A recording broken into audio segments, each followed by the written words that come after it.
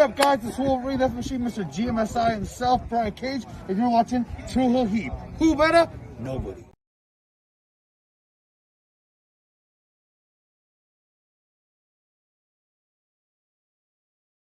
Hey guys, it's Thunder Rosa, and welcome to True Hill Heat.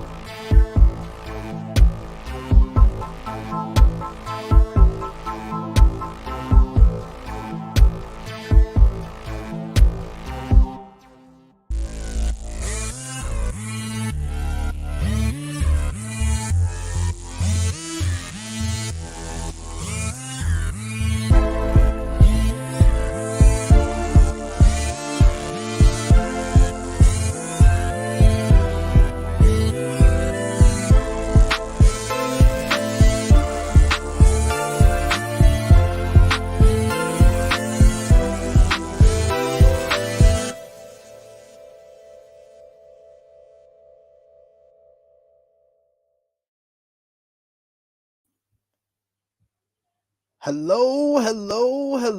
It is me, your True Hill Phenom, SP3. We are live on the True Hill Heat YouTube and Facebook for AEWramble episode 87. Along came the dragon. We are here to discuss last night's March 29th, 2023 edition of AEW Dynamite from St. Louis, Missouri. As always, I am here with the man of 48,000 subscribers. You go to him for your TV and movie reviews, as well as your honest criticisms of Tony Khan.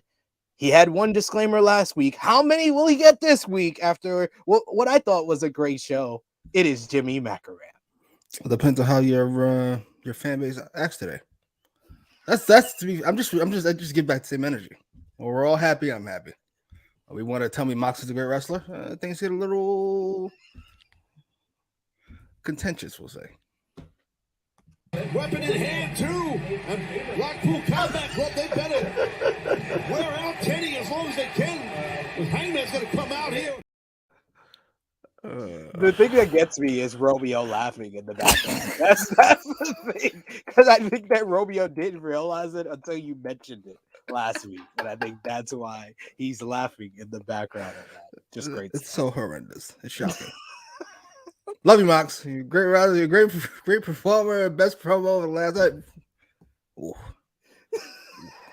Trying to say as many good things as he can about John Moxley, just in case John Moxley sees this and wants to do another podcast with Renee Paquette. Absolutely.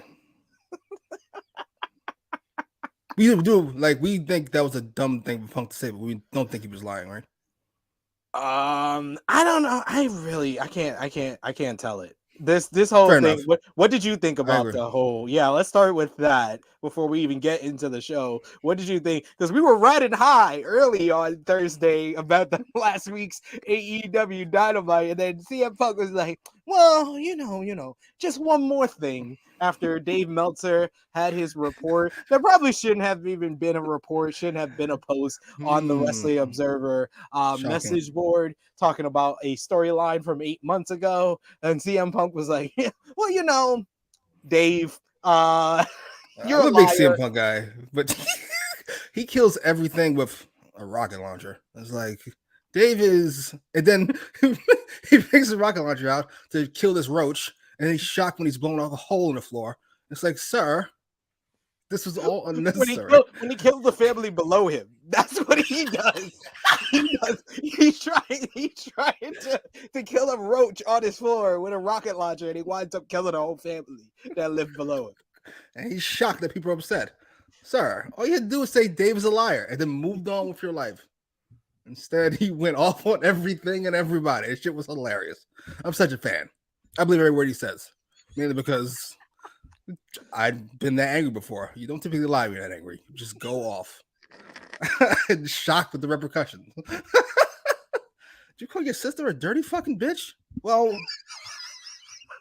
she stole my socks. I was about to say that was my food in the fridge, and I don't know why she ate it. But I'm not lying about that. She did eat it. You called her a dirty fuck bitch and slapped her across the face? Like what? Oh, Jesus, no! What I've never hit my sister. Why are you doing that? You know why? Oh, no, I'll give it to myself. I don't want to get into politics these days, but some advice for all the ladies watching. My sister used to hit me a lot. You know, girls hit you because they can. My mom always used to say, stop hitting your brother because eventually you're going to hit a man's going to hit you back. So, all the ladies watching, yeah, you should probably keep sharing to yourself. The words and opinions of Jimmy Macram do not necessarily... See? That was clean. I had the clean. You see that? Yeah. Avoiding all disclaimers. Just good advice. Nothing crazy. Just gonna give you one. Just gonna give you one for that, just in case. Some people clicked on the link a little too late and didn't, get the context behind that. Just in case, ladies and gentlemen. But yes, we thank you all for joining us for AEWramble. I think Jimmy at this point is frozen in his own laughter. But thank you for joining us. We appreciate you all for joining us every Thursday, 1:05 p.m. Eastern Time for AEWramble, where we review AEW Dynamite. Show your appreciation back in the simplest way possible. Drop the thumbs up on this video. Share this video with all your wrestling fans, friends, and family on all your favorite social media platforms. If you're new to the True Hill Heat YouTube channel, hit that subscribe button and hit the bell to stay notified for all the great content here. WrestleMania week is up and running tonight. We got Mania Impact, which is going to be our watch along for the first night of all the independent wrestling coming up, starting at 7 p.m. Eastern Time with GCW, Josh Barnett's Bloodsport 9, going into Impact, New Japan, Multiverse United, Only the Strong Survive. So a lot of content coming from the True Hill Heat gang tonight, tomorrow, Saturday, Sunday, and Monday. So join us all for that. Thank Jimmy you, was Sam. stuck and frozen in his laughter. Oh, I appreciate that. Thank you, Sam. And King of the North. Listen, if you hit women, just say you hit women. I don't believe in that. Oh God. Thank you all for joining us. Please sound off in the live chat. Let us know what you thought about last night's AEW Dynamite. We'll try to highlight as many of your comments as possible. If you want your comment highlighted and you want to show your support to the True Hill Heat YouTube channel, send a super chat donation. That is the best way to do it. It always helps out the channel, helps us grow, helps us do more streams like this, and it helps Harlem get some diapers. Right, Harlem? You want to say hi to Jimmy, Uncle Jimmy in the chat? There you go. He said, keep your hands to yourself, Harlem. Oh my God! Please don't. She got a brother.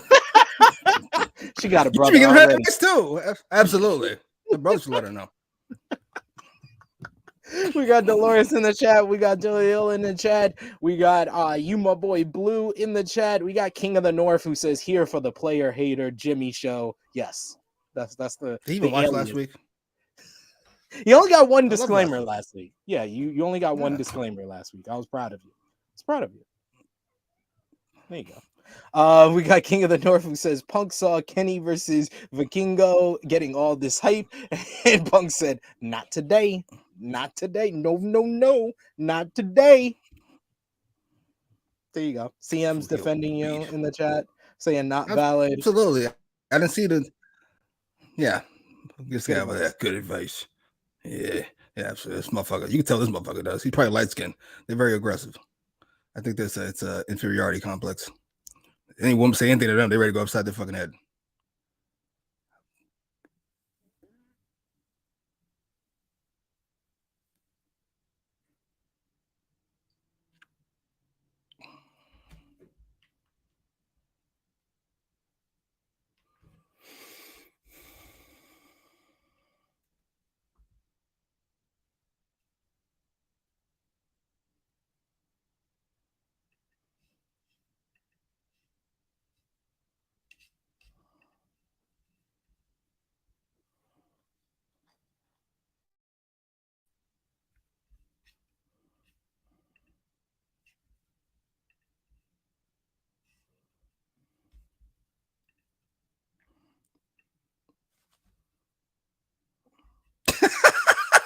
I was quiet because I thought it was me. I thought it was me that was frozen. So I was like, oh, well, I'll just wait for it to fix. No, it's him. Now he's gone. No, this is not a bid. I don't know what the fuck's going on. You don't want to talk about what I want to talk about. I'll talk about the show if you like, but I'd rather wait for SP3. All right, fine. I am convinced. I am convinced that Dummy has hired a booker.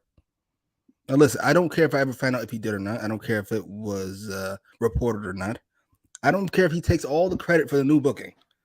I'm just happy he did. Last couple shows I thought have been great. My personal opinion. We're off to a great start. Everybody's getting stuck in the laughter vortex, as King of the North said.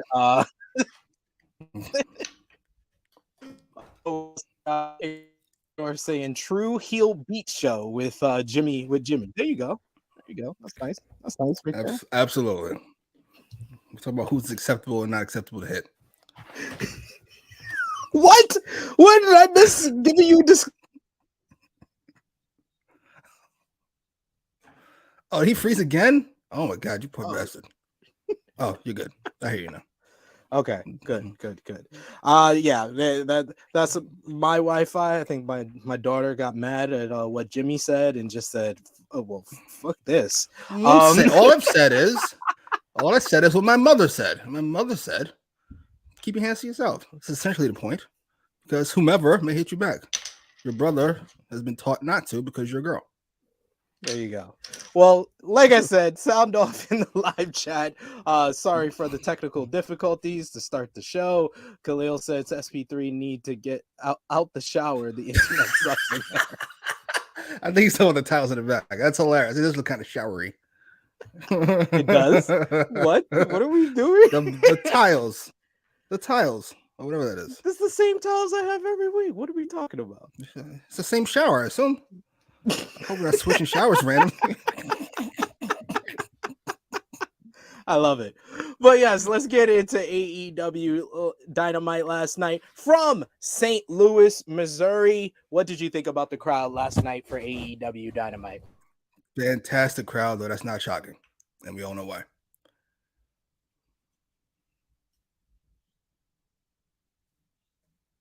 Why is that? What do you mean, why? They're close enough to the Mason-Dixon line.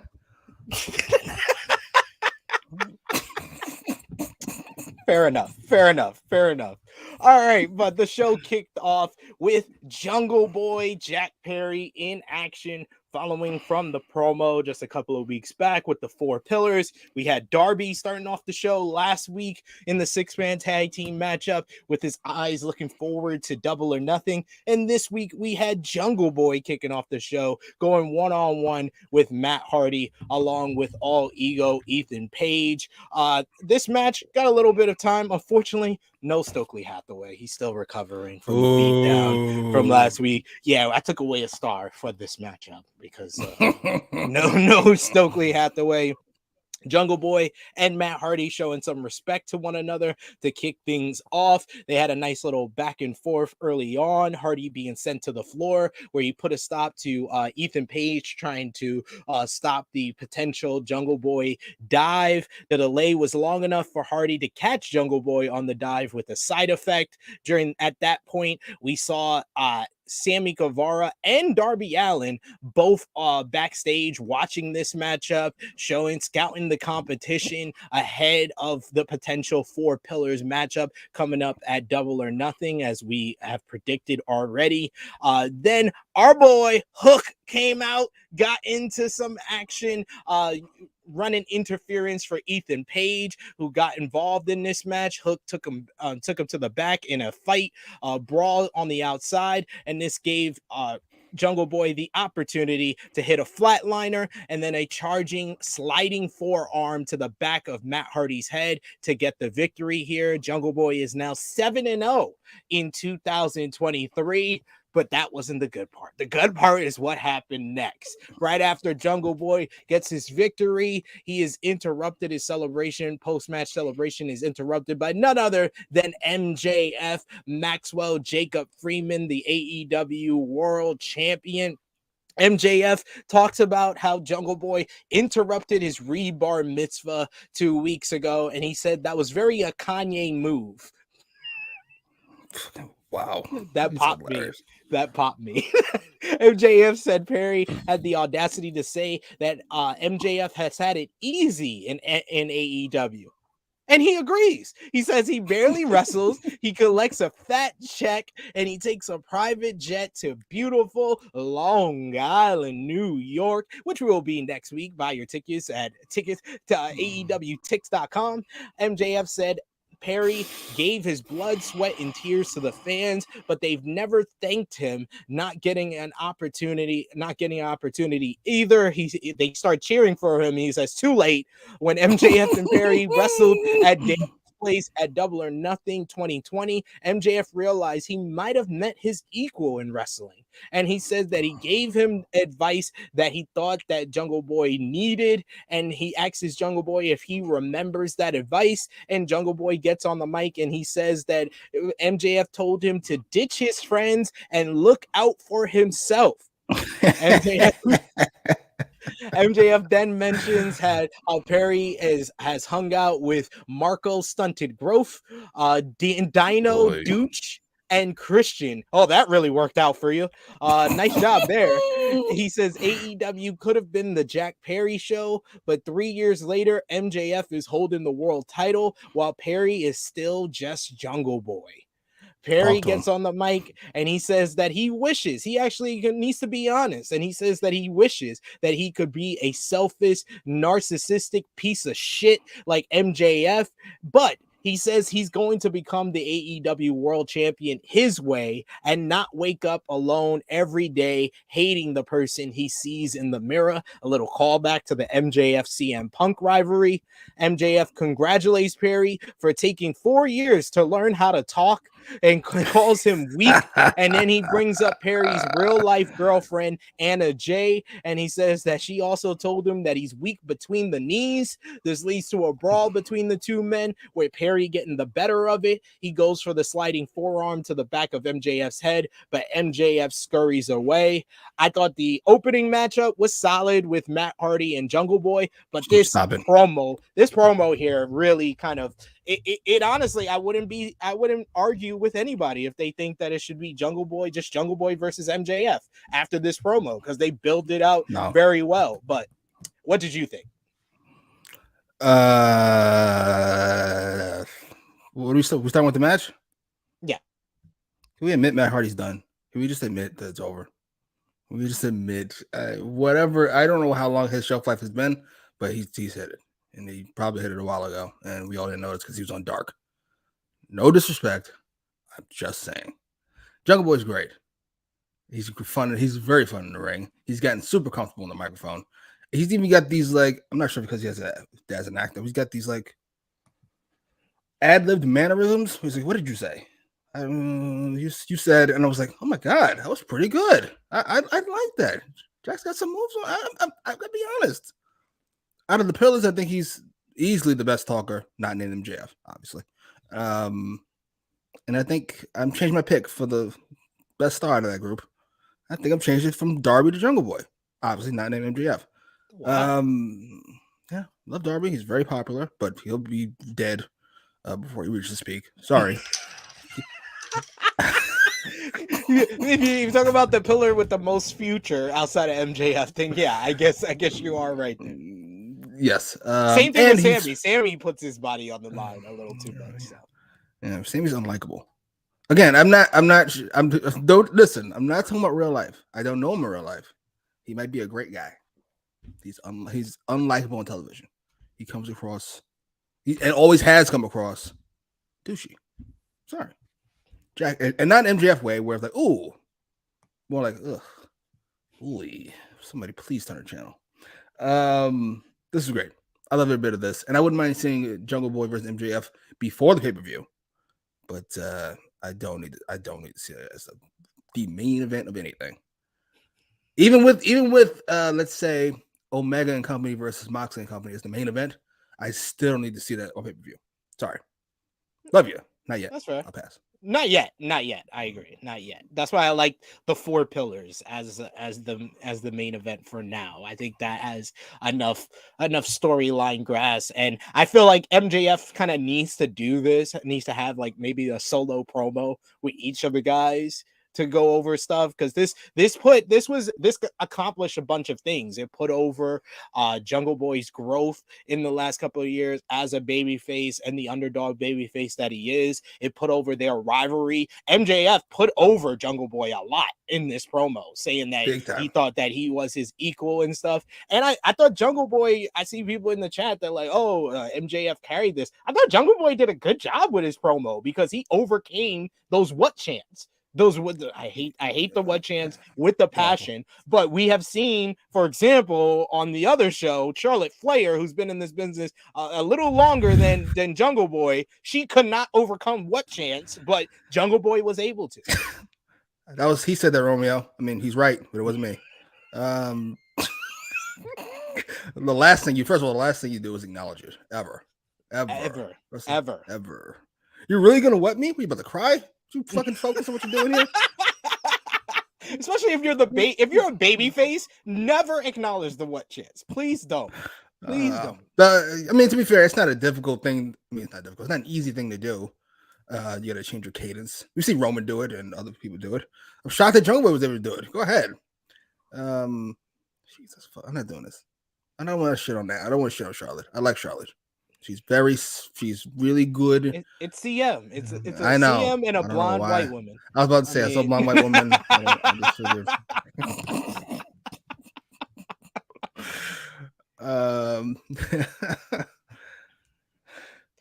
Yeah, it's a. Where did he grow up? I'm so curious. Texas. Okay, that'll be my guess. All right. He's like, wait, slave state? Way too comfortable walking around. He's way too comfortable in his own skin. We got you, my boy Blue, with this is a what I would call an unpopular opinion or a hot take. He Indeed. Says, I'll take Sammy over Jungle Boy any day. On no planet. Or for anything. I'm not sure what we're talking about. No. CM. Let me say something right now. If you can name them, you hate them. Exactly. I have 2 black friends. I like Johnny and I like. That's the black version of the white people that be like, but I have black friends. Ricky and Johnny. A couple of good ones. I'm joking. And this is a lot of what she's saying got a tint to them because Soul is half black. Natty is Canadian. Tony Storm is from the UK, and Taya's Canadian. So you hate American white blonde women. Okay. You hate America.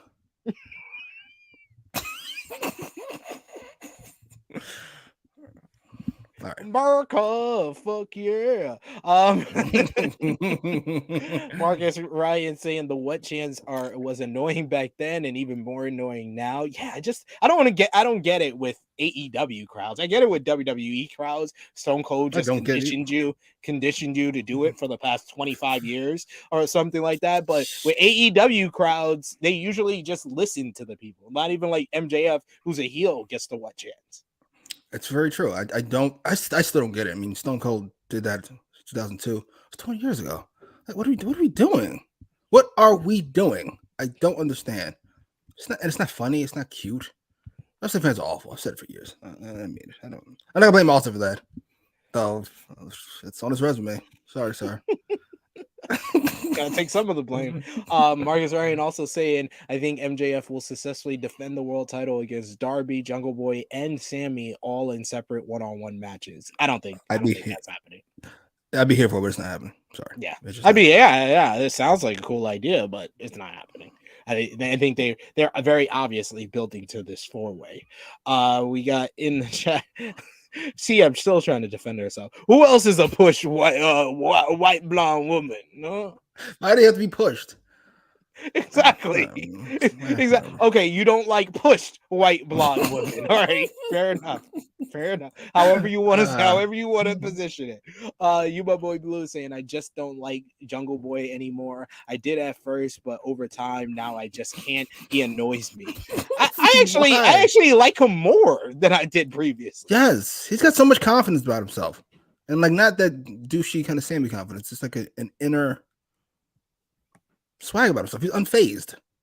Yeah, I'm such a fan. I am too. Alex Marvez was backstage and he wanted to get a word apparently he was backstage at the request of Don Callis, who told Kenny Omega he wanted to explain himself for last week. He was like, Hangman, grab my wrist, and I turned around and I lost my balance. And then he actually questions Omega, like, why would you think your buddy Hangman Adam Page attacked me just because I pointed at him? And I love Kenny's delivery. Kenny's delivery here was fantastic. As Kenny's like, well, he's punched you before. He said, you know what? I'm gonna go find Paige and I'm gonna make things right. And Kenny's like, I didn't ask you to do that. I don't know who is better here. Don Callis as the shit stirrer or Kenny Omega's this very nonchalant way he was replying to things, not even into the mic. He was kind of saying it under his breath, like, yeah, Don, I don't believe any of the shit you're giving me, and I don't understand any of this right now. That was so weird. I can't tell you how excited I was when I saw this, because I went, oh my god, we're doing another show long angle, as we should be, because we're a fucking TV show. And then Callis is still doing his thing like this. It's not manipulation. What is it? We call it gaslighting. Where he's like, I don't know why. Well, maybe essentially saying you don't trust Hangman. That's the issue. You don't trust him. And why don't you trust him? And then, yeah, you're right. Omega going, well, he's hit you before. Like, I have a good reason why, because he's done it. I'm not entirely sure what we're talking about. It was so good, and it gets better. I'm so here for it. I was so happy. I can't explain it. Great job on whoever he's got booking the show. I'm going to assume Paul Heyman. It's probably. I think it's Dodd. I think Dodd is the Paul Heyman of this whole. He might be the Paul Heyman of this whole storyline. I wouldn't be surprised because Dodd is good. Do what you gotta do, sir. Maybe like AEW again. We get a video package of Daddy Magic Matt Menard and Cool Hand Angelo Parker taking the Acclaim and Daddy Ass out on a night on the town in St. Louis. They take them to a hockey game, carousel rides, a big dinner. They say it's all paid for by Chris Jericho, and they make their pitch to Bowens and Caster to join the Jericho Appreciation Society, and the Acclaim tell them they'll have their answer next week. Quick and painless. I'll take it. Quick, painless. We keep the Acclaim on TV for some reason, even though we all know it's over. And we're going to have this fucking feud with these bums. Sure. Building up to this match nobody cares about. Sure. Maybe they joined the JAS. Maybe they no, you don't want to see that. Could even be fun for. Listen, if you're going to put all the people I don't care about in one group, feel free. It's easier for me.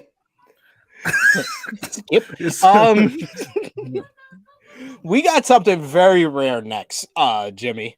A full-on squash as Dalton Castle and the boys come out for a trios matchup against the Blackpool Combat Club's Jon Moxley, Claudio Castagnoli, and Wheeler Yuta, and they're immediately attacked from behind. They ruin one of my favorite entrances as Dalton was doing his catwalk, and the boys were fanning him. They're attacked from behind by Claudio Healer and Jon Moxley.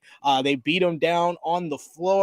Claudio brings one of the boys into the ring and he immediately destroys him. He hits the Ricola bomb, 1, 2, 3, and the Blackpool Combat Club get the victory. I thought this was great. This is great stuff. Blackpool Combat Club as these bully, no nonsense heels. I am all for it. I am too, but pause. I really like the boys.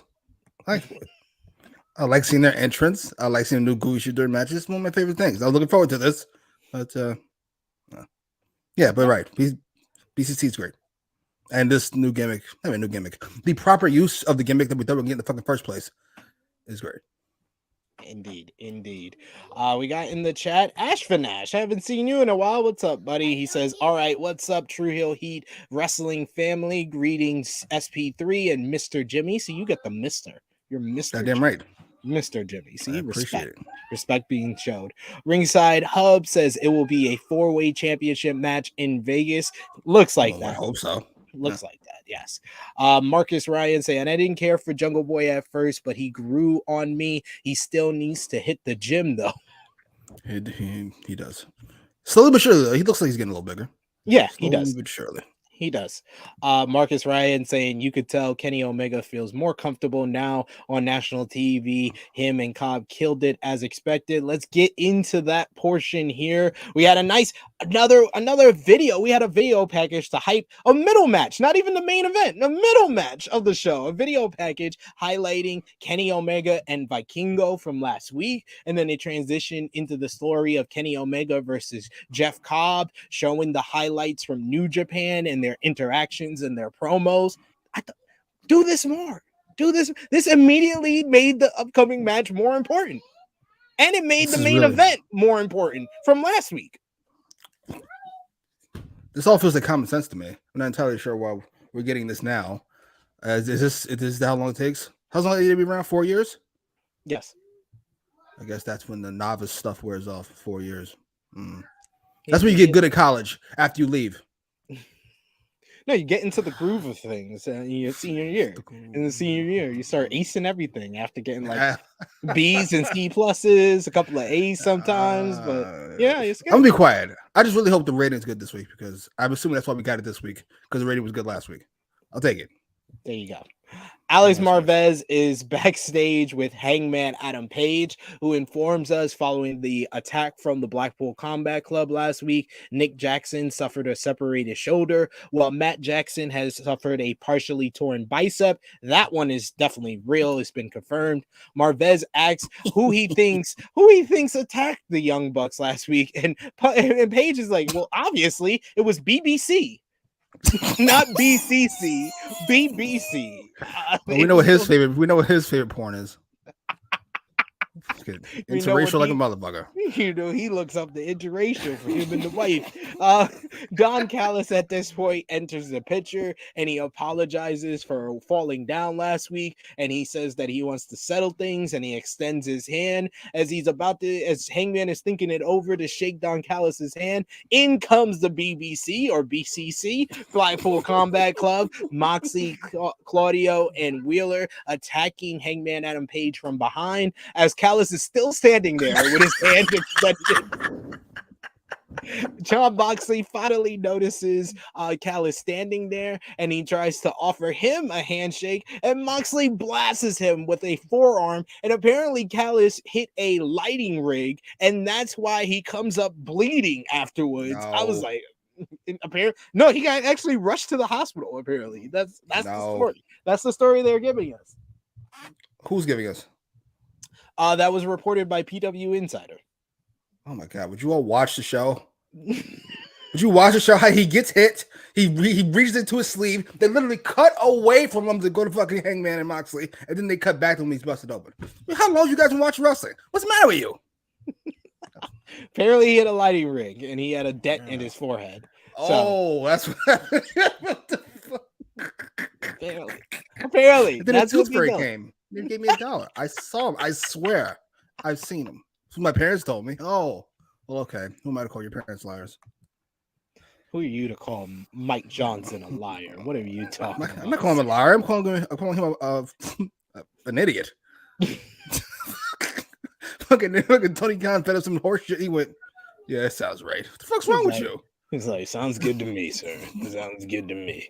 Oh, man. Great stuff. Before the next matchup, Tony Schiavone walks up to Kenny Omega before his entrance and tells him that Don Callis and Hangman Adam Page was attacked by the Blackpool Combat Club. Omega seems a little shook, but he had to clear his head before his music hit. I did like that. That was a little bit of realism, even though Tony Schiavone, you just fucking up the guy's mentals before a title match. Like, why? Oh, fuck him. That's why. It's like, I don't care. Jeff Cobb comes out for the following contest, always looking great. And Kenny Omega, because it's a New Japan match against a New Japan talent for the IWGP United States Championship, he doesn't come out to battle cry. He comes out to Devil Sky, his New Japan theme. Yes, put that in my veins. Let's keep him with that. That was great. I loved it so much. And what we got was a match that was totally different from last week's match with Vikingo. It started off a little bit slower, but can I just say, you said it last week, Jimmy, but I gotta say it this week. Kenny Omega is exceptional at selling. Yo, he sold those ribs like it was nobody's business. Every time he did a move, he would try to lift Jeff Cobb. He would always go back to the ribs. He had the tape up. He was exceptional at selling the ribs throughout this matchup. He hit the Terminator dive very early after hitting the Cortana Crusher. He foolishly tries to power slam Cobb and has to collapse due to that. Cobb hits a running brainbuster at one point. Cobb is on the advantage for much of this match. Kenny makes a comeback. He tries for the "you can't escape," but his knees buckle from underneath him, and Cobb hits a spinning back suplex. Cobb hits a beautiful drop kick at one point. For a guy his size, he just hits that superbly. Kenny hits a spinning Polish hammer. He goes for a backslide, and he makes that into a running knee strike for a 2 count. Omega signals for the V trigger, but Cobb catches him with a great standing another standing drop kick, and then Kenny wiggles out of the fireman's carry, and he hits multiple snapdragon suplexes. He eventually Cobb pops up and hits him with a big lariat. Cobb hits a wonderful kind of vertical delayed superplex off the top rope. Kenny sells that masterfully. He follows up with a standing moonsault for a near fall by Cobb. It was a bunch of back and forth until the end, where Cobb hits a V trigger, and then he goes for the one wing angel. Kenny gets out of that one, and then Cobb goes for the tour of the islands, but Kenny is able to counter that into a ripcord knee. He follows up with the V trigger, and then Kenny by God Omega lifts this large ass man, Jeff Cobb, on his shoulders and hits the one ring angel for the 1, 2, 3. I thought this was a great match. I thought that it's put over Cobb, made him look strong, and this was totally different from last week's match, but almost as equally as awesome. Kenny Omega as a single star, he is someone that every time I see him in a singles match, he raises up my list of one of the greatest all time, because I think he might be better as a babyface than he is as a heel. His moveset just works so well as a babyface. After the matchup, the Blackpool Combat Club, Claudio, Moxley, and Wheeler Yuta surround the ring with Kenny by himself. No Hangman Page, no Don Callis, no Young Bucks. It seemed like Kenny is all alone. But then the music of Bryan Danielson hits, and the American Dragon runs to the ring. Danielson tells his BCC buddies to back off, to stand down, even though they look like they were about to attack Omega. And he actually comes to Omega and extends his hand, helps him up. Omega accepts, and Wheeler Yuta gets on the apron. Kenny runs him out, and we see Bryan powering up in the corner, and he hits the knee strike on Kenny Omega, officially rejoining and coming home to the Blackpool Combat Club. Danielson immediately applies the label lock as the rest of the BCC come in and give the boots to Kenny Omega. I'm sorry, we don't have the boots from Jon Moxley this week, but they lay in the strikes as security and officials and Brandon Cutler come down to the ring to try to make the save for Kenny. The Blackpool Combat Club beats them all down as Danielson has a big smile on his face. He basically holds the nose of Kenny Omega as he's in the label lock, and then he starts talking shit to Kenny and tells Kenny Omega that he is everything that is wrong with professional wrestling. This is the Bryan Danielson we all needed, and Bryan Danielson might be one of the greatest baby faces of all time, but somehow, some way, he's even better as a heel. I love this angle. This angle was superbly done as the Blackpool Combat Club are back at full strength. Danielson, Moxley, Claudio, and Wheeler Yuta. What did you think about Cobb versus Omega first, Jimmy? And then what did you think about the post-match with the return of Bryan Danielson? Wrestling in and of itself is very easy. Sorry, I don't care what anybody says. The booking of it, not the actual performing of it. That part looks possibly hard, but the booking of it is super easy. I don't know why Dummy makes it so hard. Dragon is a all-time wrestler. He's the greatest wrestler in ring ever. So we should probably have him wrestle every single week. That makes sense. I'm not sure where you have Omega, 3, 6, 10, but really high up. So why not have him wrestle every single week? It doesn't feel complicated. The match against Vikingo, awesome. Match against Jeff Cobb, very good. I would like to see this continue from here on out. I mean, not after this week. Let's just take a week off because he got washed and it was fun. But it works for me. I don't know why people make things more complicated than this. As for the angle, however, awesome. And we also, once the Dragon came out, we all saw it coming. The fans in the arena chanting no is hilarious because you all know it's coming. And I was just here for it. They booked themselves to an interesting corner because after the BCC should beat the Elite. They just should. They're in such a role right now. They look so good when they beat people up. The way they leave like a bunch of hyenas. It's just everything I wanted for God knows how long now. But after you beat the Elite, assuming they do, not many places you can go after that. I mean, there's the fucking House of Black, there's only 3 of them. I don't know. It's awesome. I loved it. I love Dragon coming back. I love Dragon as a heel. I love Dragon saying Kenny Omega is everything wrong with wrestling. This feels like he's channeling the fucking Jim Cornette. I'm here for all of it. I'm here for all of it. Because they're both 2 all-timers, but they are distinctly different in their presentations, we'll say. I'm so much fun. Come on. That was so much. This has been great. That angle was one of the best I've seen. I was just like, yo, this Elite BCC feud is firing on all cylinders. Like the ending of the 15th show in Winnipeg to last week's show-long narrative to this like half an hour of just greatness with the attack on Hangman and Don Callis, the Don Callis and Kenny part, the Kenny and Jeff Cobb match, and then into Bryan's return and coming home to the BCC. Chef's kiss. Chef's kiss. So fucking good. I will say, I hate to be my usual, I don't know, I'm not calling myself a complainer, but I do hate suits. You know this. This right here is where we see commercial interests bump up against artistic interests because there's no way this shouldn't have closed the show. This seems like an obvious show closer, but we have commercial things to do. We have a brand new show, so we can't have this closed because we have. This was the peak of the show. This was the peak. I say it, like the first hour of the show was just greatness. It was greatness between the MJF, Jungle Boy, this angle, Jeff Cobb versus Kenny Omega. Just great stuff all around. I will say this. Oh, good. You get something? No, go ahead. This is, if I had to like explain what my favorite version of wrestling looks like, it's this first hour of the show where we've got kind of narrative storytelling with very good wrestling. Attitude Era had the first part. They didn't much have the second part until Angle and Benoit came out.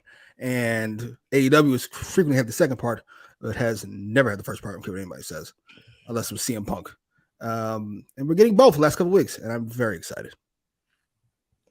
We got in the chat MCAT saying we need Kenny versus Bryan at Double or Nothing. I think we get Elite versus Blackpool Combat Club, Anarchy in the Arena. What? Did you just, dude? Yes. You say how excited I was, and then you just ruined it.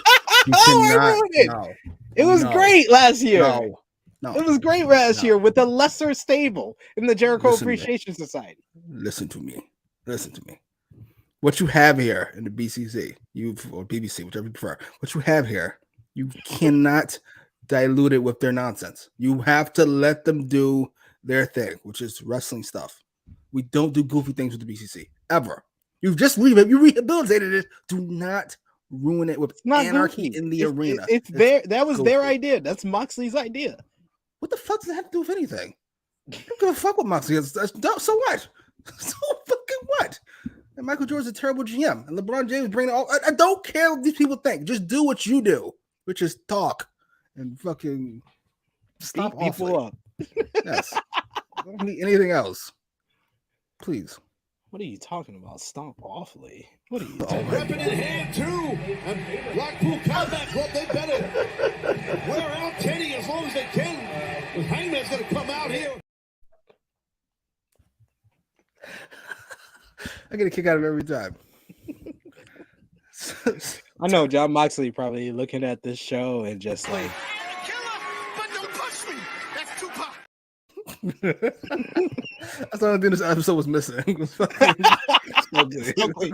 We just needed Stokely. Stokely would have been the cherry on top of this whole show. We also got in the chat CM saying Kenny is just better. Than who? I mean better, like he's healed? I think he's better than everyone not named Bryan Danielson on the show when it comes to in-ring. Yeah. Well, yeah. I can't see anybody else had to put in that conversation. MCAT saying Bryan didn't turn heel. He's always been a heel, never stopped coming out of heel tunnel. Well, they got rid of the heel tunnels, and he did play a babyface against MJF, or a lesser dick than MJF. Thank you. Let's stop using semantics. He fought MJF. He was getting babyface reactions. He was burning like a babyface. He's fighting babyface week to week. Like, come on, enough. Because he came out of a tunnel. That's fucking usurps everything else. What's the matter with you? Because he was too lazy to go down the other tunnel. That's not making him a heel. He's not better than Dragon CM. Stop it. I don't care what you say. I'm not sure what we're talking about. All time or right now? He's not. It isn't. CM says Bryan should have said, "F y'all. Y'all let me kick my ass. Let me get my ass kicked." I mean, yeah, but it was 1-on-1. It was 1D. It wasn't him getting jumped. He had Takeshna when it was more than 1D. I would like to hear that explained. Like Dragon, I want to hear Dragon with his half-assed apology. Like, you know what, you guys were right. This is what we need to be doing, and I'm here for it. You're what's wrong with professional wrestling. That was great. It was so good. CM saying Kota Ibushi is gonna come save Kenny. I could see that only because Matt Jackson is really injured. I could see them just saying no Young Bucks. It'd just be Kenny, Hangman, Kota Ibushi, and Takeshna against the BCC for now. I won't be mad at that. Opinions are like assholes. Yes, they stink. Except ours. We don't have an opinion. It's just a fact. Dragon's better than everybody else. It's been like that for a while. I'll let you know when it changes. I'm here. I'm gonna look out for you. I care about you guys. I'll let you know when it changes. I'm not gonna let you guys look stupid. I'll let you know. It's like I got you. I'll let you know if it changes, but it hasn't changed yet. We got one Mike Nation. He said it before here, but heel Danielson is the GOAT. Totally agree. Somehow it's better than that.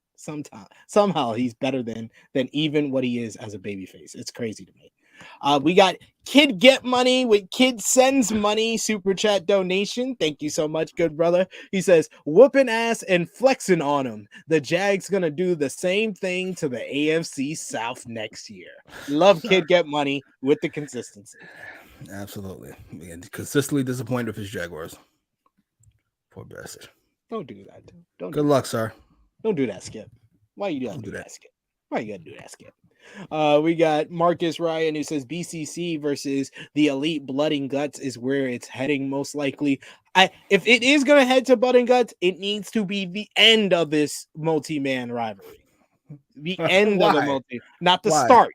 Not the start of it. Why? Because the last 2 years for Blood and Guts, it's just been the start or a point of a feud and not the blow off of a feud. Fair enough. But I think this thing has some more juice in it. Yeah, I this is one where I wouldn't mind if it's the end of the faction feud with Blood and Guts, but then we get Bryan and Omega in switch roles. I'm not mad at that at all. Babyface, heel, like that. Yeah, that's Yes, what please. I want. That's what I want. That's what I need. Give me Bryan versus Omega at All Out. That's what I need. Give me that. When's All Out? That will sell out June? the United Center. July? No, that's September. Jesus. Because you're gonna don't know Blood that. and Guts. I think they're gonna do the first 4-on-4. Then you got Blood. I think Blood and Guts is either before or after Forbidden Door. Forbidden Door. I think we're gonna get Bryan and Zack Sabre Jr. maybe, or Omega and Ospreay, and then move on to into the summer in the build up to All Out. Forgot about Forbidden Door. Not interested. You're not gonna watch again this year. You saw the ratings. They were all with me. Who are these random? Look at the ratings for the build for Forbidden Door. They're atrocious. Because CM Punk wasn't around. And Bryan Danielson wasn't around. Now he's a draw. And After Bryan he left- Danielson wasn't around. After Brawl Out, you guys look at the ratings. See, we don't need no CM Punk. We do what we want. And then yeah, right. Now look. Who At you. said that? It wasn't me. Fair enough. He's trying to blame me. Trying to blame I know me. it might not have been you, but I know I heard it. And if I heard it, I know you heard it. You actually talk to these losers. Facts. Why did see? This is why. This is why I have to give you disclaimers. Because why they gotta be? The words and opinions of Jimmy Macram do not necessarily reflect those of True Heel Heat, its viewers, or affiliates. Let's just be honest. You know these people. Where's Forbidden Door? Forbidden Door is in Toronto, Canada. Toronto, Ontario. Okay, so that's a metropolitan city. It's already where sold people- out. Right now, you gonna go? If they give me my media credentials, sure. Okay, I want you to go outside. But don't go outside. Don't be talking to your friends or your family or whoever. Just fucking look at the people who are going to the arena.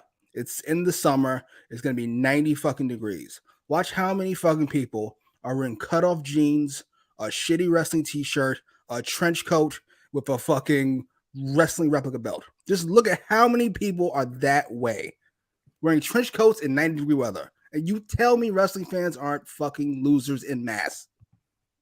No disrespect. In mass. I love that. How is that? The words and opinions of Jimmy Macram do not necessarily reflect those of True Heel Heat, its viewers, or affiliates. Just yelling, screaming, no bitches getting just a shocking amount of these fucking people. These are cretins. No offense, you guys are great. These are fucking cretins. No offense. Fucking cavemen with Love no you strength. keep saying no offense. You fucking mark! No disrespect. I'm just saying. All disrespect, but no disrespect. Jesus Christ. I can't get this guy started. We got Mon Mike Nation who says, after the Elite, I want any combination of Claudio, Mox, and Danielson versus FTR for the tag titles. No. No, we need Elite and BCC for a little while. At least up to I just don't want the BCC to go off the belts. I don't know why. They feel like above them. I don't know what the word I'm looking for is. It feels like they're on a mission. They're on a mission from God to destroy losers. Destroy the Elite. Hangman should have never made Moxley tap. This is how it is all started. This all started with Hangman making Moxley tap. You made me tap in my match? No. World Jism says Mox was doing the A-Town stomp. This shit is horrendous. Do the A-Town stomp. Is Annika here? I ain't seen Annika all day. Fucking a Stone Cold comparison. Because they both stomp. You out of your fucking mind? I love it. We got Khalil who says, I ain't fantasy booking shit, not after Monet never showed up. I tried to tell you, I just didn't want to listen to me. Fuck should go to AEW for? I'm gonna get less of a check to do more work. Where do you do that at? Where they do that at? Ashford Nash says, so next week MJF is gonna be the only babyface in AEW. Yes. Yeah. He's always a babyface in Long Island. Next week you do the Sammy confrontation, right? You got to. You got to. That is true. Yeah, that is the week to do it. If anybody's gonna interrupt the MJF day, it needs to be Sammy. It needs to be Sammy. I agree. there. We got CM, your attorney, saying 2 earned. Jesus. He says stop messing up bags. What? I'm just saying. No offense. You guys can still love SP3. Oh, no. She said earned because you a fan too. Sick and back me up. Been saying it for 20 years. It is what it is. It is what it is. Beat Boom says us white dude nerds do love us some shorts and trench coats. It's so weird. Like, nigga, it's fucking 85 degrees outside. What are we doing? You want to shoot the place? I'm getting the fuck out of here. We got Dolores saying Jimmy said that disclaimer not gonna stop him. It's been sitting for a while because I've been fucking on Twitter a lot more recently. These takes are horrendous. It's shocking. Pretty bad, especially around this season. Ashton Nash says, all right, at this point, we need a Jimmy button whenever he has a super hot take. That's what the disclaimer is. It's the Jimmy button. Is that a super hot take? What? Is that about wrestling fans? Is that a super hot take? Have you all not thought of this? I wouldn't call it in the super front row of these crowds. They all get up. You got their wife who doesn't care about wrestling right next to them. They fuck. I'll be nice. I'm not gonna golf again. Keep it together. I'm gonna keep it together. Jesus Christ. Next we had a video package of FTR challenging the Gunns for the AEW World Tag Team Championships. The Gunns were then shown for an interview where they said they used to see FTR as heroes and then they met them. The only hero they ever had before them was their father, and everyone saw what they did to him. Next week will be the AEW World Tag Team title match, and they say that they will make sure that their catchphrase is correct when they say top guys out. I thought this was a good promo by the Gunns. This was actually pretty solid. Austin Gunn is the most confused young man I've seen in a fucking long while. The fact that he dresses like that but has John Wayne tattoo on his fucking arm is shocking to me. Like, those two things don't go. You can't dress like fucking 50 Cent in 2003 and then have fucking John Wayne, who believes in white supremacy, his words, not mine, tattooed on your arm. Where they do that at? I don't know. Oh, promo. Right, promo's fine. He's like, I don't give a fuck about this promo. We're just gonna go off again. I'm sorry. I'm just, how dare you? Jesus Christ, I can't. Whatever. This is what I deal with this every week, every Thursday. He said, fuck the promo. What is he wearing? Next, you had the AEW International Champion defended at the top of the second hour, Jimmy, not the beginning of the show. You had Butcher coming out first, looking like Dr. Robotnik with the blade. And he's facing, of course, the AEW International Champion, winner of 16 straight successful title defenses, Orange Cassidy. Yes. Blade attacked Orange before the matchup, allowing Butcher to have the advantage. They try to hit him with a crowbar, but the referee finally steps in and throws the Blade out. Cassidy was given enough time to recover. He tries to hit a quick victory in this one with the Orange Punch, but he's reversed, and the Butcher really dominates most of this matchup. He hits a choke bomb at one point for a close near fall. We even get Orange Cassidy raking the eyes at one point to try to overcome the size disadvantage. Blade comes back out with the crowbar, but the best friends attack him from behind and grab the crowbar, with Trent hitting the Butcher with the crowbar, which allows Orange Cassidy to hit 2 orange punches, and then he hits the beach break for the 1, 2, 3. Orange Cassidy retains the AEW International Championship, but I thought the finish protected the Butcher, and they told a good story right, where the constant title defense is now 17 straight title defenses successful for Orange Cassidy are catching up to him, and he actually had to cheat to get the win here. What did you think about this matchup? I think this is coming to a head, and I like the way this is being done. I thought it was a really good match, really good strong. I thought it was a good match. You know, I'm a fan of the Butcher. Push the Butcher. Push the Butcher. He's in a singles match at the top of the hour. I don't ask for much. Back-to-back weeks, too. Back-to-back weeks for the Butcher. Come on. Go ahead, sir. Absolutely. He's put the work in. He looks. We should be your managers, Butcher. Just saying. Cut the check. And he looked great. And Orange Cassidy, as much as I am not a fan of his usage all the time, he's really good at what he does, especially in the ring. And I thought this was a very solid match. I'm not sure who to take the belt from him, but it's probably coming to a head sooner than later. It should be Hobbs, so we can get rid of one of these fucking belts. But I'll take it. Yeah, I think it needs to be a heel to get the proper amount of heat for how good Orange Cassidy is. Maybe Samoa Joe? If Samoa Joe's done with the ROH TV title, he just comes back and win another title. I wouldn't mind that. Wouldn't mind that. Who's fighting for the TV title? He's fighting Mark Briscoe tomorrow. Oh. Mark Briscoe's winning. You gotta have Mark win. If you say so. I mean, come on. Why?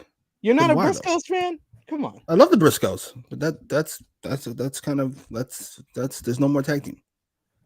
So you don't like them individually? I don't say I don't like them individually. Is that they're not the Briscoes individually? So, like together they might be better than Samoa Joe, but he's not better than Samoa Joe by himself. He ain't. Samoa Joe's awesome. Samoa Joe's awesome. I'm not. I like my Briscoe. We need that special moment. That's what WrestleMania week is all about. It's about we've had so many special moments already. We had the tribute match. We had the battle. Like we've had moments. How long are we gonna do this? You have no heart. You have no heart. I swear to God. I don't want him to lose his job. He should keep his job. He's a very good wrestler. I'm just saying. Joe's great. That's all. You don't know shit. Joe's not great? No, I'm just saying you need Mark Briscoe to win here. This is the time and the place for Mark Briscoe to win. Joe's had the TV title for a year. And we need him full time in AEW. He needs to be done with ROH full time in AEW. So will see. Yes, and Joe should lose the title. Not to Mark Briscoe. That's all. Oh my God, this guy. I'm keeping it clean. This is pretty clean. I'm doing my best here. You're trying your best. You're trying your best. You have no heart, but you're trying your best. No heart, but you're trying your best. MCAS saying, so who beats OC? The run looks like it's coming to an end. I said before Takeshna, but I do think we got some good options here from Khalil, who says who's beating RN, Swerve, Juice, Cage, Archer. I don't think Cage. I can see Swerve. Swerve is a good shout. Is he? He needs something. He needs something to get on TV. After they ruined Swerve that fast? They didn't ruin him. They just stopped using him on Dynamite. He's on He's on the nigger hole.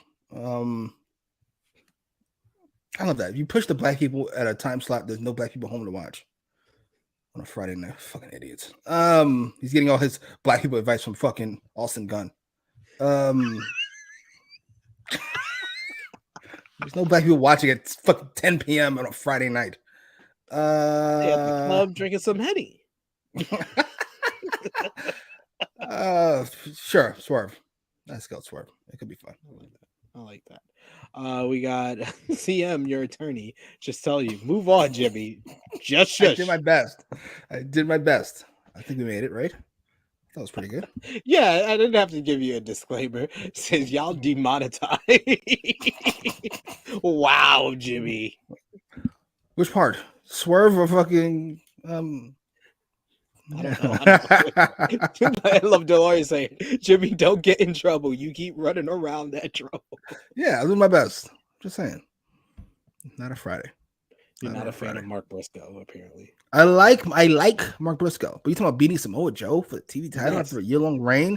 Mark Samoa Briscoe? Joe! What is that? Well, how do I say this? I can't say without getting in trouble one way or the other. Yeah. But yeah. Willow? Sure. I was referring to I love how You say, yeah, leave it alone. Yeah. Okay, good choice. Okay. Jade Cargill and company are backstage for a video. Jade is not home. Jade Cargill is not home Friday night at 10 p.m. Jade is talking about how Taya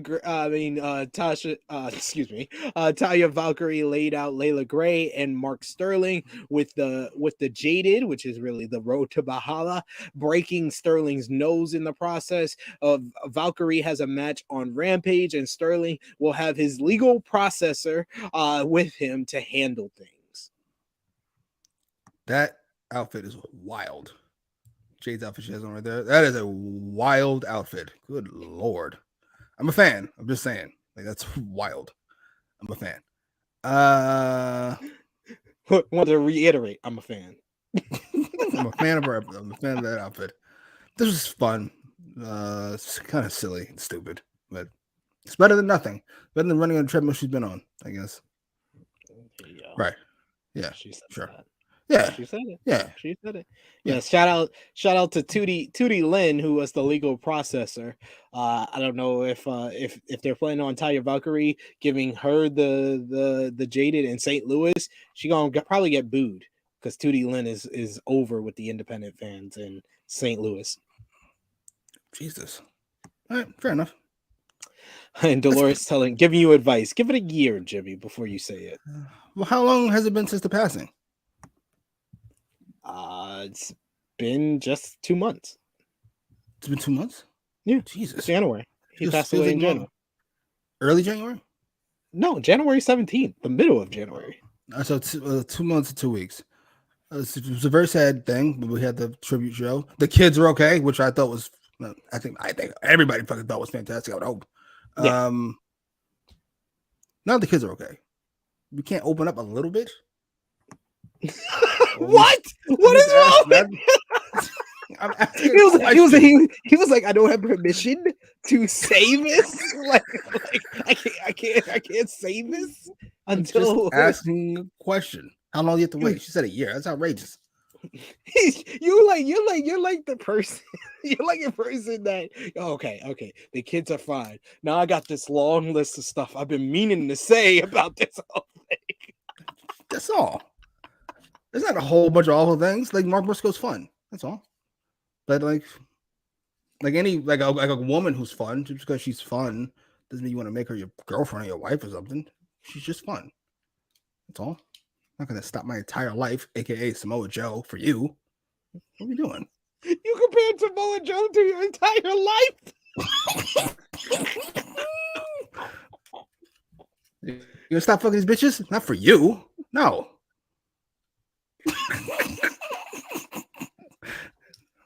No, ma'am. Got Sorry. Mark Briscoe at home watching I'm this. serious. I'm not going to sit back and take this fucking shit.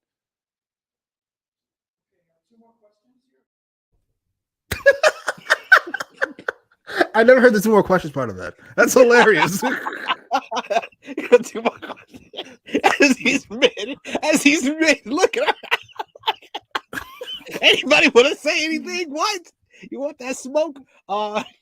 Next up, we had Juice Robinson talking about his matchup with Action Andretti this Friday on Rampage. He says every punch he connects with will be a statement for Ricky Starks, as this will be a small taste of what Starks will go through next Wednesday on Dynamite in Long Island. Any thoughts on Juice Robinson's promo? Yes, what a shitty hour this has been after Dragon came. You liked Butcher in Orange. What are you talking about? You said you liked it. That was a fun match. Juice Robinson stinks. I'm sorry. If you're just tuning in, I've loved the first half of the show. I thought it was all-time great. It's my exact aesthetic in wrestling. It's exactly how I want things to be. Juice Robinson stinks. I'm sorry. He just does. He feels like a cartoon character, and not from a particularly good cartoon. He feels like, ugh. How did he get this popular? I'm so confused. Is it Bullet Club? No, he was a good babyface. He was a good babyface. Why? How? What? He said, "Why? How?" I'm so confused by that. Are you being serious? Based on what? His like, it's like, oh, like, all right, whatever. You remember, like in Space Jam, they took all the powers. Yeah, but like they were still walking around. It's like if Macho Man got those powers taken away. He took away Macho Man's powers. Now he's just this bum, Juice Robinson. I'm sorry. he's rock hard, Juice Robinson. Rock hard, Juice. Shut up. Rock hard. Rock hard, Juice Robinson. Yeah, shut up. You stink. You stink, sir. Why you mad at Juice for? Why you mad at Juice? He ain't do nothing. It's a shitty Macho Man. The shitty Macho Man. I was trying to think of who he reminds me of. Like, yeah, Macho Man had no talent. That's what he sounded like. My thoughts are my own, by the way. What are we doing here? Yes. You know they're gonna get mad at me. Sheesh, I'm on camera with you guys. Anyway, next up we had Ruby Soho with Saraya and Toni Storm, the Outcast, coming out. Ruby Soho going one-on-one with her former tag team partner, former good friend, Willow Nightingale. Willow Nightingale with a good reaction from the crowd. Like, what? Who cannot like Willow? She's like, adorable. Great stuff. You had Willow showing off her strength in this one, looking good. That pounce she hit Ruby with was like one of the best things I've seen. One of the best pounces she's done, where Ruby's body bounced off the bottom rope and went right back into Willow. That was great stuff. Great stuff. I thought this was very similar to the matchup that we talked about last week with Toni Storm and Sky Blue, where Sky Blue looked really good, but Toni got the win. It was very similar here. They very much highlighted Willow Nightingale throughout this matchup, but in the end, it was the Outcasts using the numbers games, using their cheating ways, with Ruby Soho getting the win with her feet on the rope and Toni Storm holding on to the feet to steal the win. After the matchup, the Outcasts jump Willow Nightingale. They look like they're about to Pillmanize her knee when Riho and Sky Blue come out to make the save, but the numbers get the better of them. The Outcasts get the better of them until Jamie Hayter. My Lord, this crowd loves Jamie Hayter. Did you hear that? You would have thought that she's been gone for months. Like they acted like they haven't seen her in months. She got a electric pop that had me on the edge of my seat, and she just goes off on the heels. That when she went for the Haterade and still followed through. Oh my God, she was about to take Toni Storm's fucking head off. And then afterwards, after running off the Outcast, she helps up Riho. She shakes hands with Riho, and they stare down with each other as they'll be going one-on-one for the AEW Women's World Championship next Wednesday in Long Island. I like the fact that they have pretty much already built out the card for Long Island a week and a half in advance. This feels like old AEW a little bit. But what did you think about the match with Ruby and Willow and the post-match here with the Outcast and Jamie Hayter's return? How are we going to take Jamie Hayter and Riho seriously when we just watch Riho and two other people struggle against the Outcast? Jamie Hayter comes in and washes everybody in 12 seconds. Okay, sure. Match was fine. Willow's adorable. I like Ruby Soho as a heel. I don't hate the Outcasts anymore, though I'm not the biggest fan. The post-match was fine. They just copy and pasted the last couple of weeks and then added Jamie Hayter at the end. Okay. Which made it better. Sure. Made it better. It did. Because it's a win. That pop and the fact that she almost took someone's head off. Jamie Hayter's so good. She's so good. I hope she's a good person because I'd hate to love somebody this much having me a piece of shit. Yeah, I'm a fan. I'm a fan. I think you should watch AEW All Access just for seeing Jamie and Brit backstage. Like you, I think you will like it. I think you will. Yeah, I watched it. It was good. How long was that part of the show? They were featured a lot on this show. Brit was like the star of the show. That's not shocking. Sure. No. First half was like Brit, and then the second half was Adam Cole with Brit. I can't co-sign. I gotta be honest. I'm one of those people. I don't want to see how the sausage is made. You want to see this behind the scenes of how the Dark Knight? No, I don't. I don't want to see that he's not actually fucking flipping and fighting. I just want to see the flipping and fighting part. Please. He's like, get to that part. Get to that part. Yeah. Dolores says SP3 be throwing it up for Jimmy to knock it out the park and bust people's windows. Yes. It's not my fault. I love that. Would you stop it? He gets to go home to Tony Storm. I'm gonna be nice. Tony Storm's delicious, by the way, but no, it's not how men think. And he says he's still skeeting ton on the side. How many rats has Juice Robinson been in? Jesus Christ! What are we doing? What are we doing? Allegedly. The words and opinions of Jimmy Macram do not necessarily reflect those of True Heel Heat, its viewers, or affiliates. Break up a happy home. Like, what are we doing? I'm not breaking up a happy home. I'm just saying. You can get Tony Storm. You can get a lot of people who are not Tony Storm, right? Is there any faulty logic in that? If you can get Tony Storm, you can get a lot less than Tony Storm, can you not? He's like, you can get filet mignon. You can get some chicken nuggets. MCAS says, okay, time for something big to happen. This is getting repetitive. I do agree. We got Khalil saying Jamie fucking blasted Ruby with the hate breaker. Yes, that was vicious as well. Annika's here. She says, can we put a little more effort into women's segments? If I'm Riho, I'm scared as fuck that the chick that just beat down 3 women by herself. Awesome. It was awesome. I can't wait for what JB Hater's gonna do to Riho's small body. That's gonna be so much fun. Oh my god, that should every time they wrestle is fun. It is, and Riho's gonna be hitting her hard too, so it's gonna be great. That might be the match of the night. I think FTR and Gunns will main event next week, but that might be the match of the night. Jamie and Riho. Hopefully they give them in like the first hour or the top of the second hour. Agreed. I doubt it, but agreed. No, they do all right with the women's title match. The last women's title match we had on TV was her and was Hater and Cheetah. Oh, and that was the main event. That was great. Yeah. No. How long ago was that? That was December.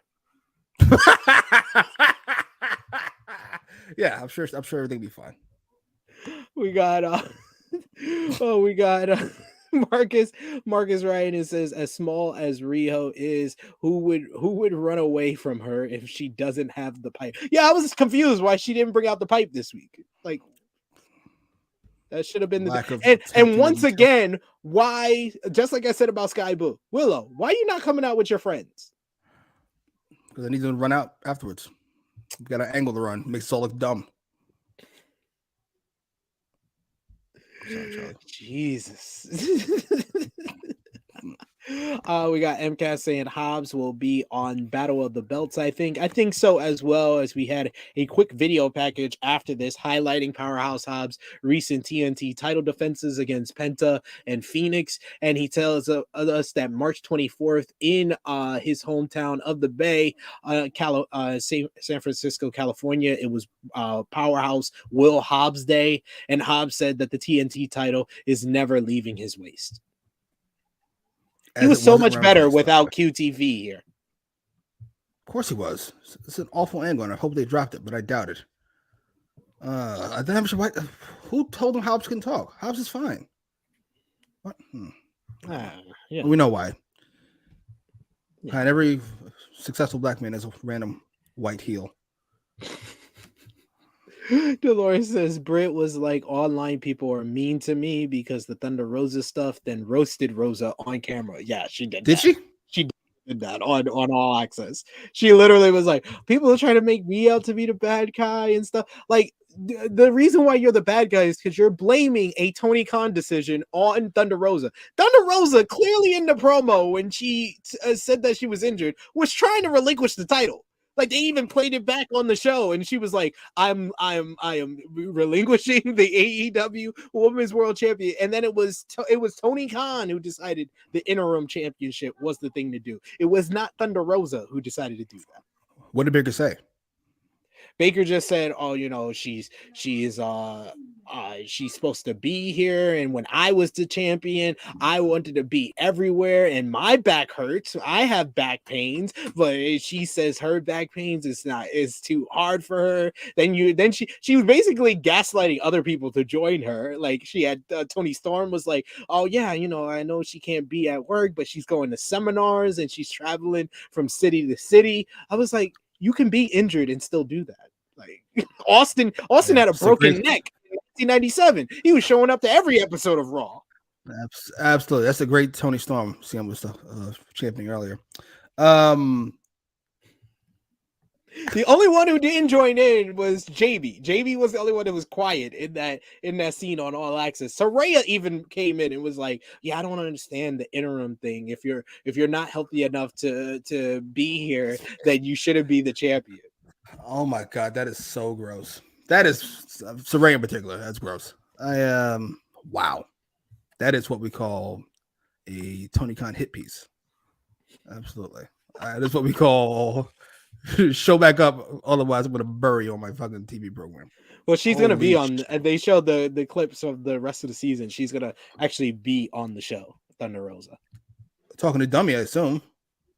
I think she was getting like checked out by the doctor, and then she had a sit down interview.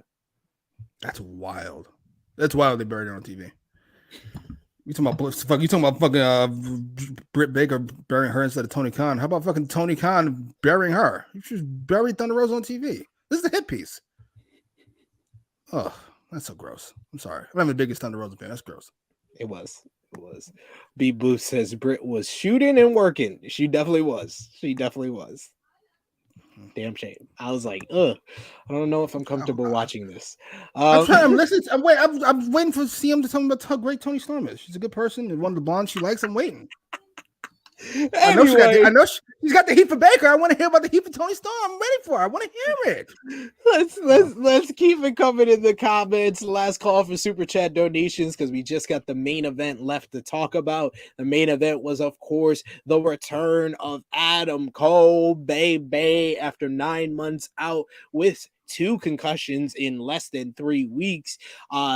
He looked good in this matchup. He got a great reaction from the fans here in St. Louis. Daniel Garcia came out to new theme music, but Daniel Garcia pretty much dominated this matchup. Like, it was early on that Adam Cole took a power driver on his head, and he really sold that throughout the matchup, sold his neck and his head throughout. He made a comeback, mounted a few comebacks throughout this, hitting the Ushigoroshi for a near fall, but Garcia blocks a super kick and hits an open hand slap.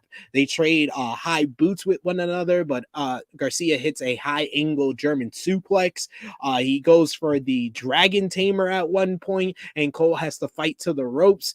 Garcia showing off his anger after that. He traps both hands behind Cole's back and then hits another power driver, but Cole is able to kick out. Garcia charges into a big O super kick from Cole, who gets a near fall. He follows up with the Panama Sunrise and then lowers the boom for the 1-2-3. Adam Cole wins in his return matchup. Post-match, Dr. Britt Baker, DMD, comes out to the ring. They kiss as streamers fill up the ring. I know they probably said just a little bit of streamers, but this was too much.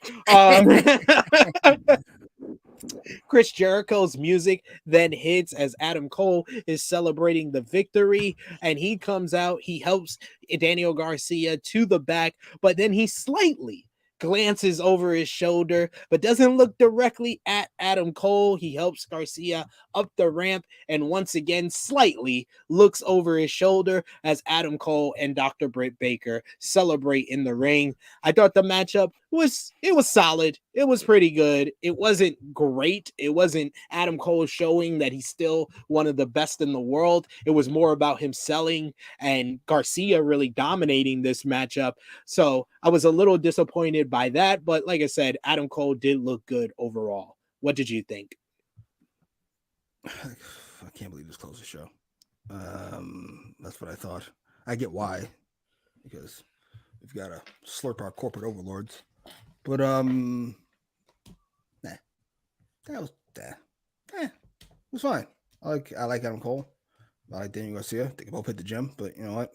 They didn't. It's fine. That's what it was. Not a whole lot of investment in it. Fans were interested in it. Did you like this part? No, it made me sick on all levels. I don't get it at all. Whatever. Whatever. That's a shame. I should Britt Baker is now fucking just a valet. Fair enough. Valet to this guy. It's fucking just a guy. It's not even like the match was fine. It's not even like a guy. It's like Adam Cole. Whatever. What are you mad at Adam Cole for? I'm not. I like Adam Cole. You're a great guy and all that other stuff. These people, like, how do they get fucking Britt Baker and Sasha Banks? It's just impossible. What did you think about? He makes dresses. Like, how the fuck you get Sasha Banks? As predicted by us. wait. Well, no, we're not doing that. The words and opinions of Jimmy Macram do not necessarily reflect those of True Heel Heat, its viewers, or affiliates. He stitches gems into lining. Like, he makes dresses. What do you think? I'm joking, sir. I'm sorry. It didn't work out. Well, that's not true. I'm glad it didn't work out. You didn't deserve it. It is what it is. But wait, I'm sorry it didn't work out? I thought they were still together. No, broken up. Last I heard. Oh, I didn't know that. That's news. I mean, to be fair, are you shocked? I'm not. Shocked it lasted as long as it did. Why you do this? Why you do this, Jimmy? I don't understand. It's just funny. Oh, wow, Sam's really mad at me. I think because I said you should. I didn't say you should cheat on your girl. I just said you can get Tony Storm. You can get anybody else. CM says, "Don't be mad. You can't pull." I've got witnesses here to say otherwise. Sometimes I pull too well by accident, get myself in trouble, and then lose friends I've had for 10 years. But wasn't even my fault. It just happened. I didn't try. I didn't do anything. Jesus Christ, we'll pull it back to the curtain, okay? It all worked out in the end. Shooting. Stop shooting.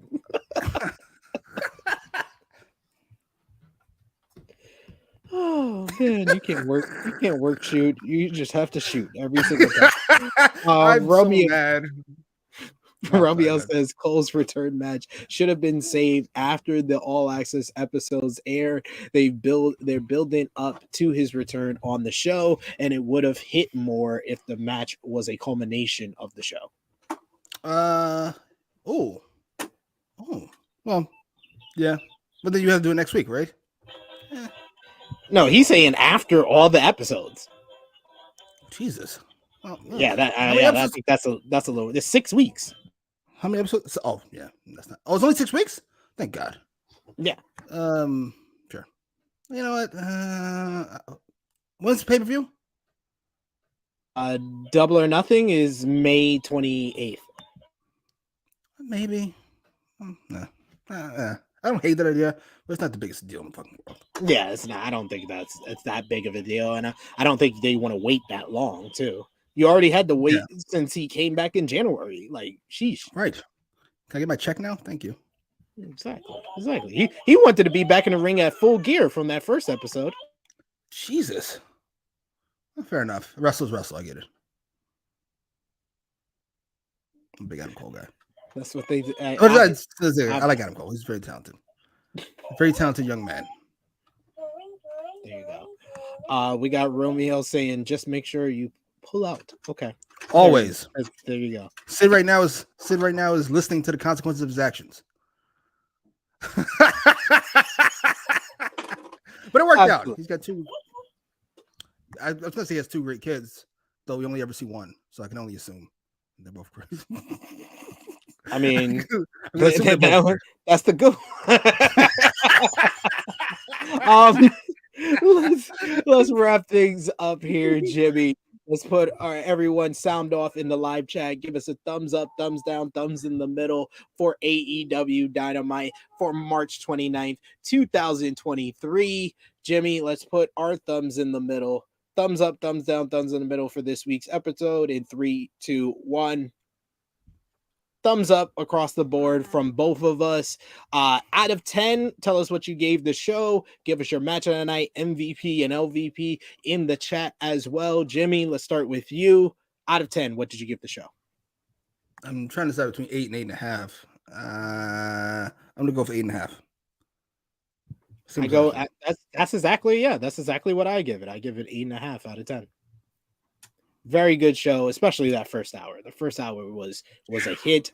Second hour, not so much, but the first hour can carry you sometimes, and that's what it did here. What was your match of the night? Oh, Omega and Cobb with relative ease. Kenny Omega is the new Bryan Danielson. Just put him in a singles match every week. He'll probably win match of the night. Best two booking decisions of the year for Tony Khan. Give Bryan Danielson a match every week. Give Kenny Omega a match every week. Shocking how that works. Who could have thunk it? Good job, fucking Don Callis. Keep booking. We got MCAS with a thumbs up, Marcus with a thumbs up. MCAS gives it 8 out of 10. Marcus gives it 8 out of 10. Match of the night, Kenny versus Cobb. MCAS says the same thing. Omega versus Cobb, match of the night. Safet gives it an 8.5. Khalil gives it an 8.5. And Cobb and Omega was his match of the night. That's also my match of the night. MVP for the show, I'm going to give it to Bryan Danielson and the Blackpool Combat Club. Who do you have, Jimmy? I like BCC. I like it in that spot. Yeah. With relatives, maybe. I mean, you can give it to Omega too, I guess, but I'm going with the BCC. It was like Callis for getting busted open and for being stirred. Yeah. But it's the Blackpool Combat Club at full strength. MCAT saying BBC, yes. Jimmy, who was the LVP for the show? Oh, this is significantly more difficult. Cole, Jade, Cassidy. I'm sure it was a match I didn't like. Maybe not. I don't know. I don't have one. I don't have one off the top of my fucking head. I usually give it to Dummy, but he passed the booking along. So hey, doing well. He's smart. Pass the booking around. Give it to them. Yeah, I gotta agree with Romeo. I give it to Dalton and the boys. Unfortunately. Oh, yeah. Thank you. Never mind. You see who it is. It's Juice. Knock it off. Come on now. Come on now. Dig it. Shut up. Yeah. You give it to Juice. I give it to Dalton and the boys.